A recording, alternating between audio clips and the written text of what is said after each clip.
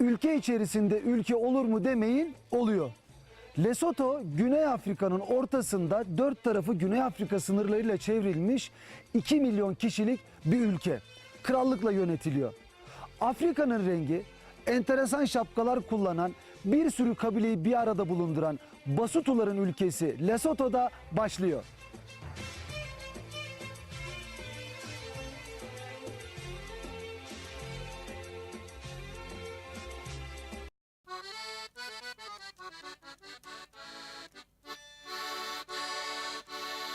Sınırı geçer geçmez bazen güneşli, bazen yağmurlu, sürprizlerle dolu bir havada bu küçük ülkedeki yolculuğuma başladım.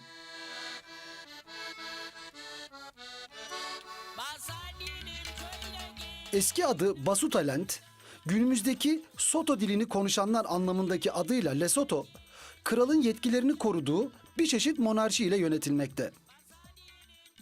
1966 yılında İngilizlerden bağımsızlığını kazanan Lesotho'nun nüfusu 2 milyon 300 bin. Lesotho bir ada gibi dört tarafı da Güney Afrika sınırlarıyla çevrili bir ülke. Güney Afrika'nın en büyük nehirleri Tugela ve Orange nehirlerinin doğduğu verimli topraklar tarıma oldukça elverişli. Resmi dili Lesotho ve İngilizce olan ülkenin başkenti Maseru. Ülke halkının %75'i gibi büyük bir çoğunluğu kırsal kesimde yaşarken ülkenin en büyük sorunu HIV yani AIDS virüsü. Lesotho erkeklerinin birçoğu halen Güney Afrika'daki elmas maden ocaklarında işçi olarak çalışmakta.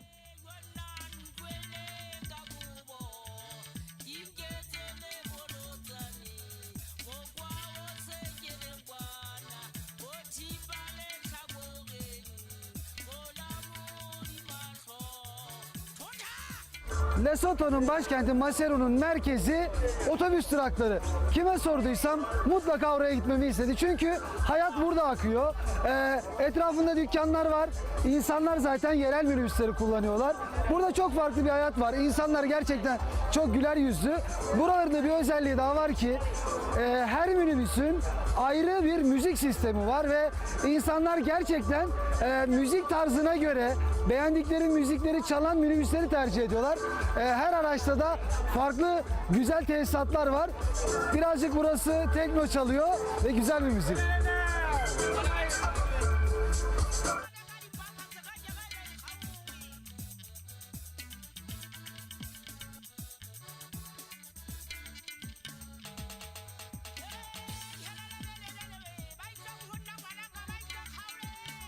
Çarşının hemen arka tarafında bir sürü dükkanı bulmak mümkün. Kıyafetçiler, yiyecek satan dükkanlar ama en çok rağbet gören, daha doğrusu en çok dükkanda berberlerde ve kuaförde. Bu sırada 4-5 tane gördüm yan yana. Burada var, burada var. Hemen karşısında var. Daha çok erkekler burayı tercih ediyor. Kadınların olanınki şurada, çekmeme izin vermediler. Birazcık daha kapıları kapalı.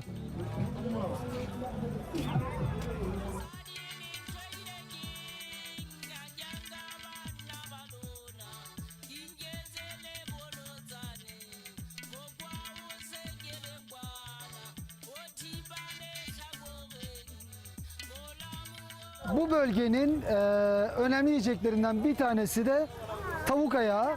Lesotho'da da gerçekten bunu çok insan yiyor. Bunu gördüm. Mangallarda tavuk ayağı. Fakat Lesotho'da farklı olan bir şey daha var ki o da tavukların kafasını da kızartıyorlar, yiyorlar.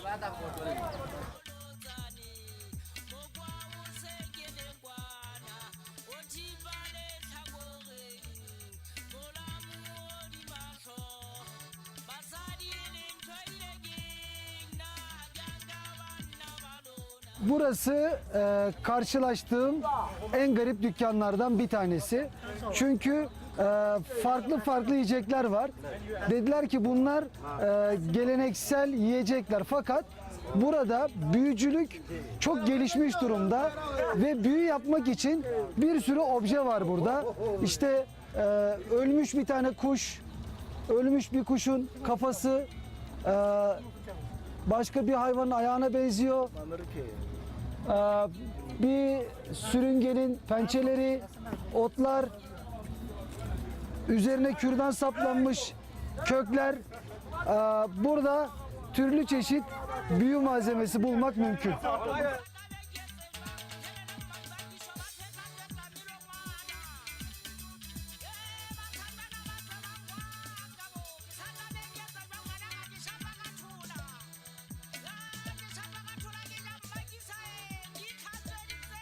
Lesotho'da yaz kış fark etmiyor.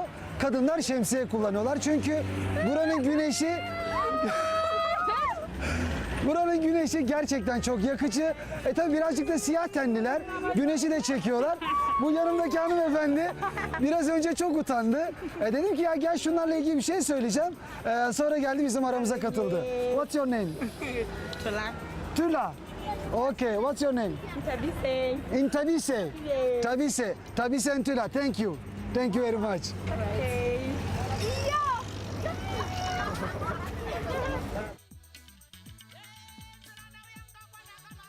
Başkent pazarını dolaştıktan sonra kalacağım şehir olan Roma'ya doğru devam ettim.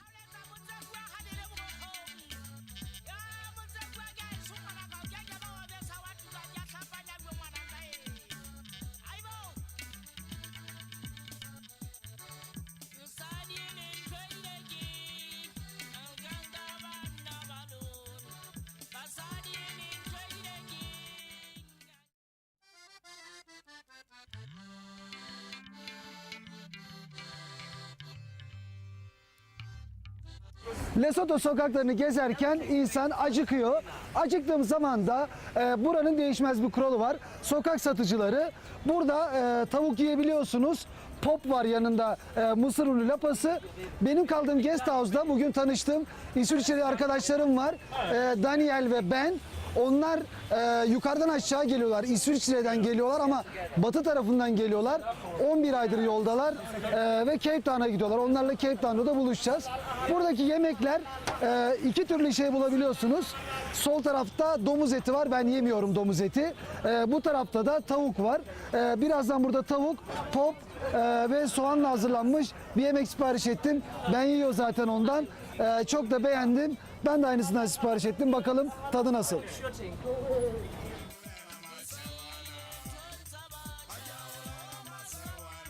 Ben tavuk sipariş ettim. Burada acı sos da var. Bundan da koyabiliyorsunuz. Yanında soğandan ve birazcık da fasulyenin kabuğundan yapılmış bir sos var.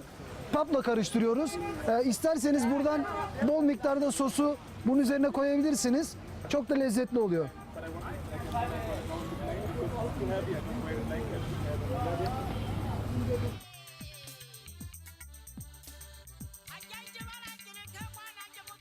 Yemeğimizi yedik.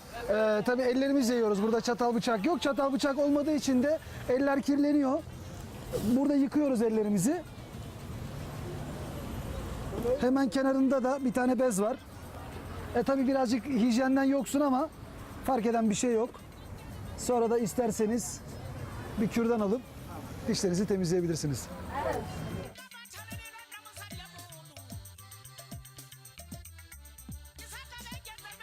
Burası şehrin merkezi. Arka tarafta devlet daireleri var. İş merkezi, öğle zamanı. Yolun üzerinde yan yana dizilmiş seyyar satıcılar var. Burada sosis ve tavuk var. O tarafta sadece tavuk var. Onun hemen yanında başka şeyler de var ama gördüğümüz gibi burada yemek, öğle yemeğini insanlar burada yiyebiliyor.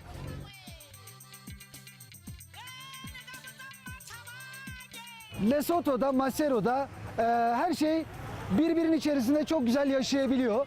Burası Masero'nun ana caddesi. Hemen yan tarafta seyyar satıcılar var. Şurada bir kafe görebiliyorsunuz ki burası Allianz France ve Almanya'nın ortaklaşa kurdukları bir kuruluş. Dolayısıyla böyle şehir merkezinde ofis çalışanları veya başkaları öğle saatlerinde işte yemek yiyorlar.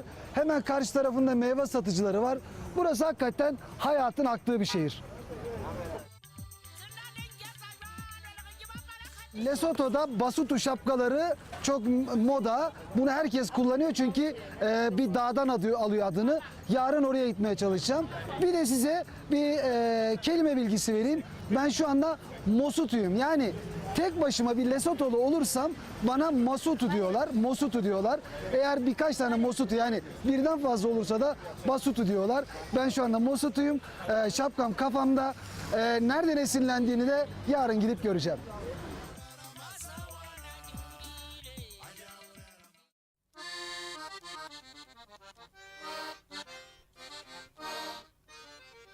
Dün Maseru şehir merkezine dolaşırken sohbet ettim. Bazı insanlar İngilizce biliyor, bazıları bilmiyordu. Sonra dışarıdan birileri müdahale etti.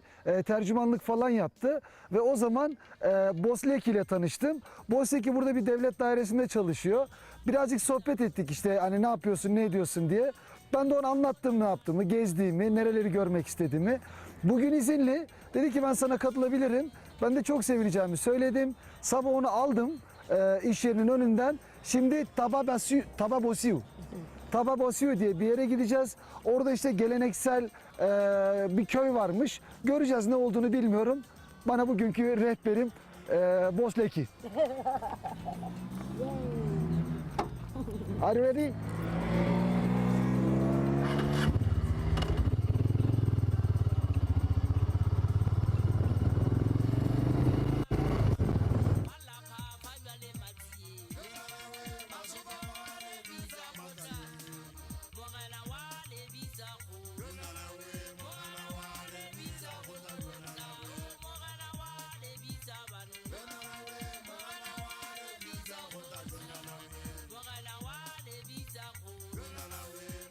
Tababasiu yani gecenin dağı anlamındaki dağ bölgesinde kurulan kültürel köy, Lesotho halkının geçmişten gelen kültürünü yaşatma amacıyla devlet tarafından yapılmış. Doğal malzemeler kullanılarak yapılan evlerdeki işçilik bir sanata dönüşmüş durumda.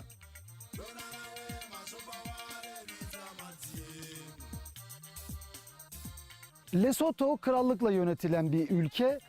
Sembolik olarak krallıkla yönetiliyor. Bir parlamentoları var, başbakanları var, bakanları var. Muşeşue bu ülkenin ilk kralı ve orijinleri Güney Afrika. Muşeşue bir sürü kabileyi bir araya topluyor ve Basutu ulusunu oluşturuyor. Özelliği de şu, Muşeşue'nin 140 tane karısı olmuş. 140 tane. Ve hepsinin yaşadığı ayrı evler varmış. Ondan sonra 2 kral daha gelmiş. Şu andaki kral ise sadece bir eşi var. Diğerlerinde bir eşi olmuş. Sadece 1. Muşeşue'nin 140 karısı olmuş. Ve her eşi içinde ayrı evler yapılmış. Evlerde bu gördüğünüz gibi çalılardan sembolik olarak yapılmış. Tarihlerini yaşatmak için yaptıkları bir yer. Burası bir kültür köyü. Farklı kabilelerin evlerini de buraya yapmışlar. İşte burası Kralın Bahçesi denilen yer. Hemen aşağıda bir Zulu evi var. Öteki tarafta bir avcının evi var. Onların hepsini yavaş yavaş ziyaret edeceğim.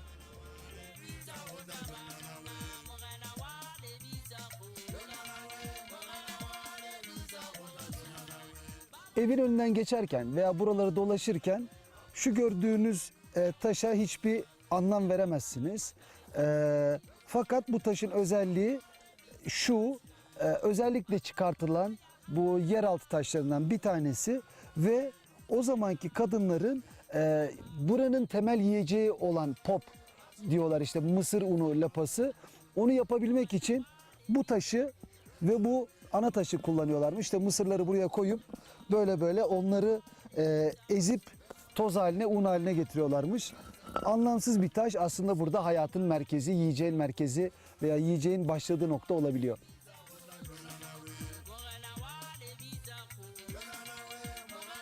Lesotho kültüründe kabile yaşantısı çok önemli ve şeflerine çok önem veriyorlarmış. Bu gördüğümüz alandaki gördüğünüz taşlar her şef öldüğünde onları çocuklarını hatırlatabilmek için veya kabilesine hatırlatabilmek için koyulan taşlar. Mezarları başka yerde fakat onları unutmamak için, onların hayatlarını anmak için, özellikle çocuklarına babalarını hatırlatabilmek için her ölen şefin anısına bir meydana birer tane taş koyuyorlar.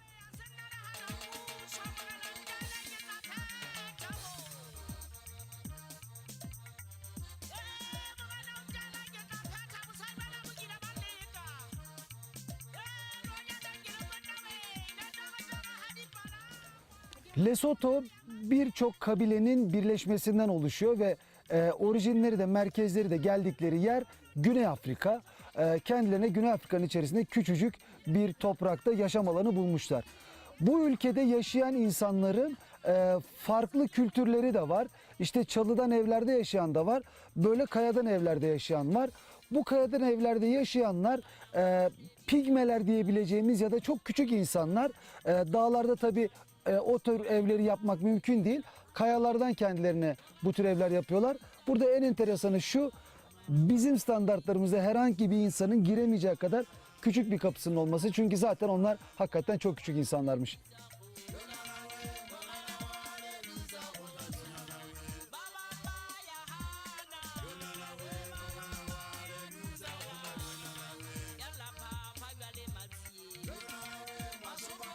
Bu evde farklı kabilelerin kullandığı bir ev.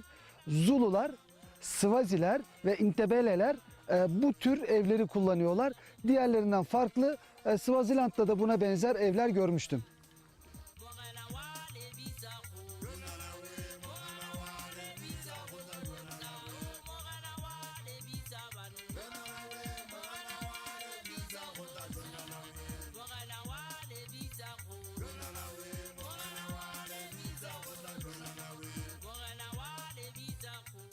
Bu turistik alanın üstünde kadınlar el işçiliğiyle şapkalar, sepetler ve çeşitli objeler yapıyorlar. Sabah kahvaltı yapmamıştım. Burada işte bu hamur işleri var. Ben yerken onlara da sordum ve çok enteresan bir şey gördüm. You can eat this one? No, halibuha. Kalebuha. Ah, no, before. What is it? Kalebuha. Okay. İlk önce el çırpıyorlar. Halibuka burada teşekkür ederim demek. Sonradan alıyorlar.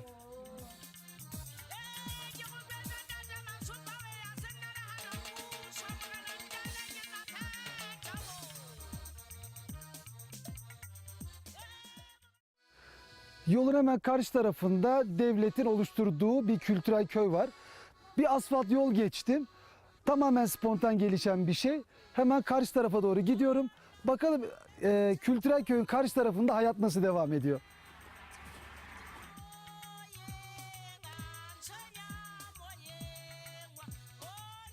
Buraya geldiğimde enteresan bir şeyle karşılaşmadım. 100 yıl önce, 50 yıl önce ev teknolojisi neyse aynısını uygulamışlar çatısıyla, duvarıyla. Fakat birkaç tane enteresanlık var. O da şu: bu evde elektrik var, bu evde uydu var. Biraz da içerisini göreceğim. Ev gerçekten çok güzel ve çok temiz. Bir tane oda dışarıdan göründüğü gibi, yatağı var. Tabii modernizasyon artık bu hayatın içerisine iyice geçmiş. Buzdolabı, ananas falan da var, güzel. Gayet modern mutfak dolapları, işte stok için raflar. Gerçekten bir insanın ihtiyacı olabilecek her şey bu evde düşünülmüş, var. Güzelliği de şu: insanlar geleneklerinden kopmadan modernliği de yaşayabiliyorlar. Uydu anteninden televizyonuna kadar. Hatta sanıyorum ki şu da elektrik saati. Evet, elektrik saati mühürlü. Devlet de işte buraya elektrik ulaştırmış, parasını alıyor. İnsanlar geleneklerinden kopmadan hayatlarına, modern hayatlarına devam edebiliyorlar.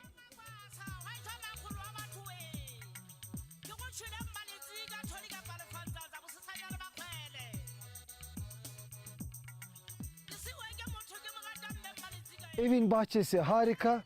Bir tarafta kümes var. Bir tarafta, yani çok sık karşılaştım ve benim gerçekten çok sevdiğim güvercinler var. Farklı farklı. Hemen arkasında da bir meyve bahçesi var. Şeftali ağacı. Bakalım orada bir tane şeftali bulabilecek miyim? Bulurum herhalde.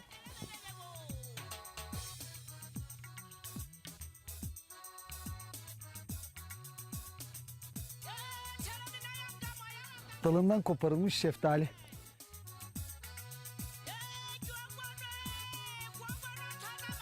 Lesotho'da şu anda yaz mevsimi ve hava gerçekten çok sıcak. Burada modernlik almış başını gitmiş. Su istedim, bana buzlu su verdiler.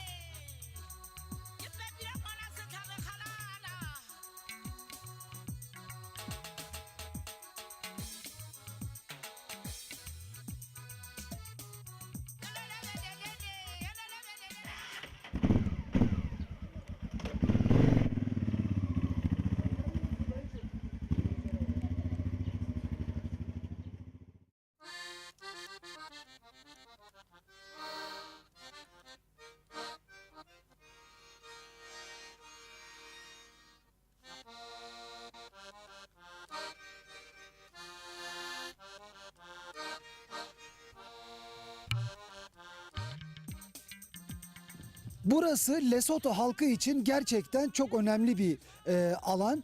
Lesotho'lular için de belki de bu bölge için çok önemli. Çünkü buranın halkı işte Kalahari çölünde yaşayan, Botswana'da hatta Güney Afrika'nın belli bölgelerinde yaşayan insanların ilk yerleşim yerlerinin burası olduğu söylüyorlar. Fakat söylenimi birazcık zor. Ben Qilwani diyorum ama Boyleki bana orijinalini söyleyecek. Ilwani. Come again. Ilwani. Ben bunu söyleyemiyorum, böyle bir şey söylüyorlar. Qilwani. Qilwani. Ilwani.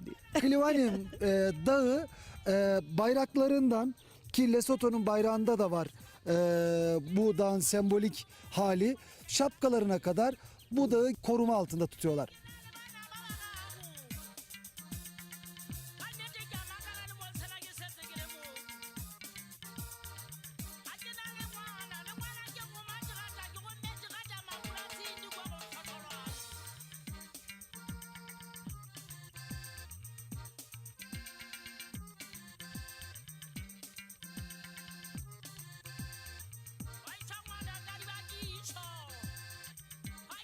Lesotho'da yerleşim birazcık dağlık bölgelere de kayıyor.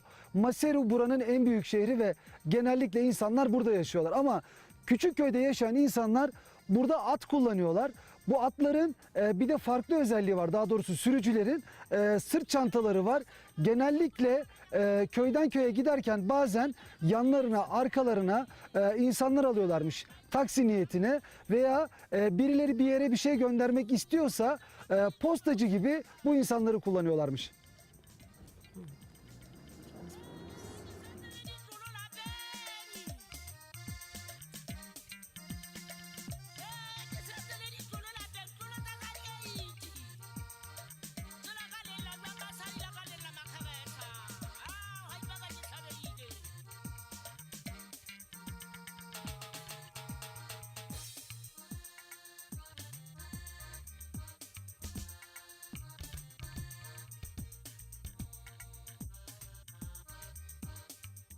Hayatımda ilk defa böyle ölü hayvanların, çeşitli bitkilerin olduğu dükkanlar görmüştüm. İşte insanlar bunları, onlar ilaç diyor ama bir şekilde büyücülükte vesaire de kullanıyorlar.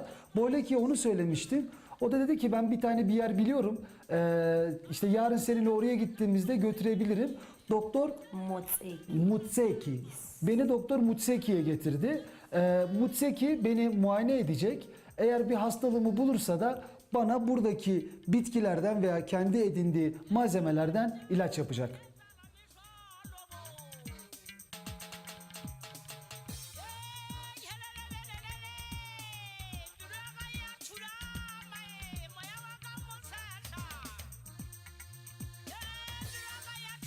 Doktor yerel kıyafetlerini giyip hazırlandıktan sonra bu tedavi için gerekli ücreti ödeyip merakla bekledim.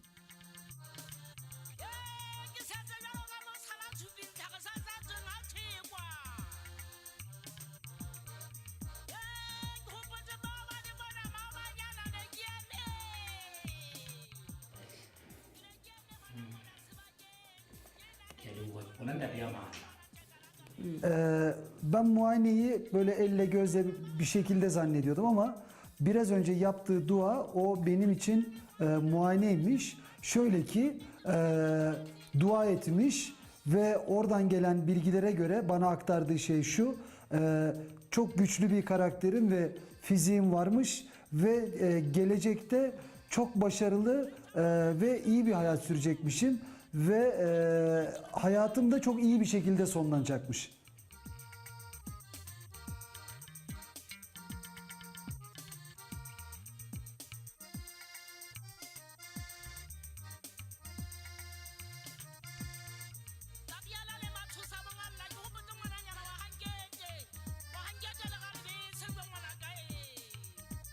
Bana bir tane ilaç yaptı.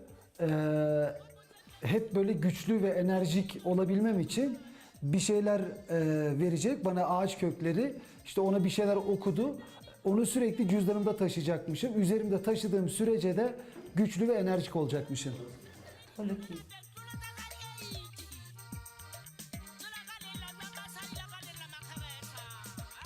Bana iyi gelecek ve her zaman üzerimde taşımamı öğütlediği ağaç kabuklarını alıp Günümün kalanını tamamlamak için yoluma devam ettim.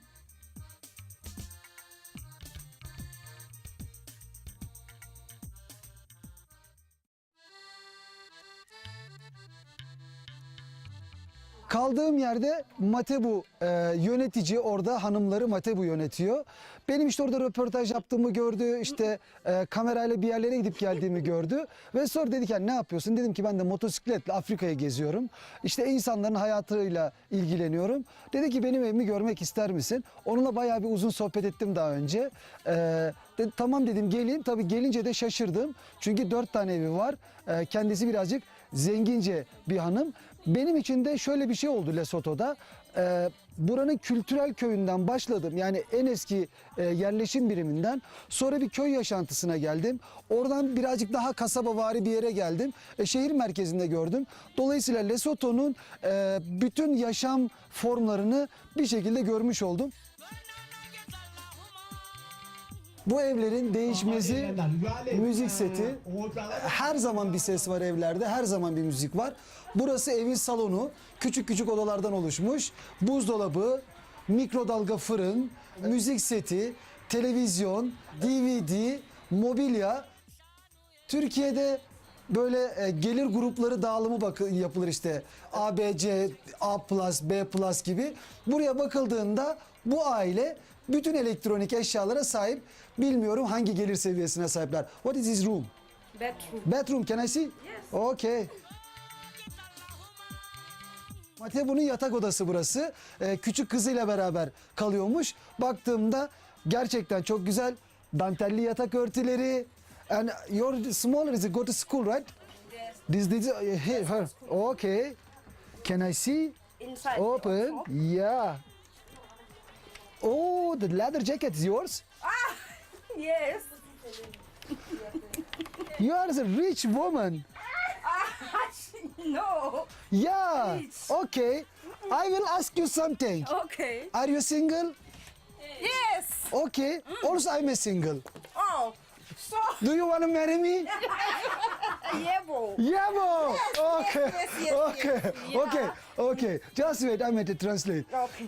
Baktım gardırobun içerisinde bir sürü elbisesi var. 4 tane evi var. Böyle bir evi var. Dedim ki sen bekarsın. Ben de bekarım. Benimle evlenir misin? Cevap yeah bu. Tabii ki de. Yes, yes, yes. 1000 times yes. Evet. You got yourself a wife. Okay. We gonna marry. Yeah, we are going to marry. Biz evlenmeye gidiyoruz çünkü o benimle evlen. And I want to see the other room. Okay. Okay, we can go. Baba, let's see.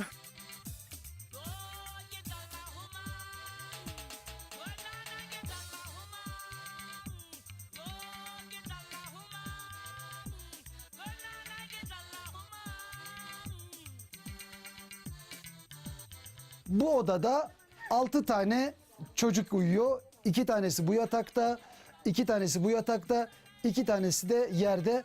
6 young people live here. Küçük de değiller, en küçüğü 16 yaşında. 6 tane erkek bu odada yaşıyor. Son bölümde tenekeden yapılmış bir depo.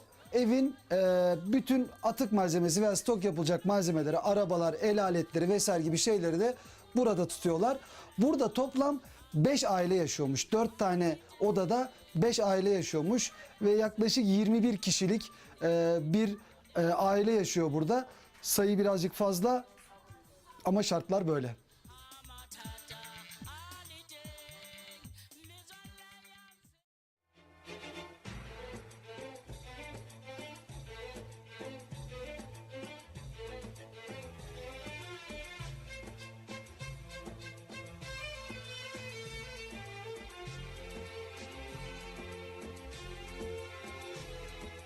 Lesotho gerçekten gezmekten çok keyif aldığım bir ülke.